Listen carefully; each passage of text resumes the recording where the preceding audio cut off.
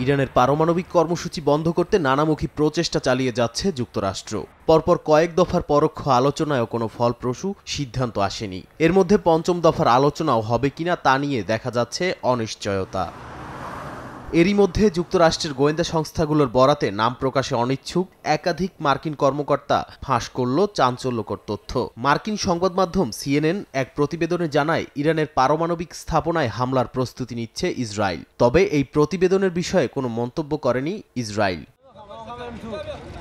অবশ্য ইরানের পারমাণবিক স্থাপনায় হামলার এই সিদ্ধান্ত ইসরায়েল চূড়ান্ত করেছে কিনা তা এখনও স্পষ্ট নয়। মার্কিন প্রশাসনের ভেতরেও বিষয়টি নিয়ে ভিন্ন মত রয়েছে বলে জানা গেছে।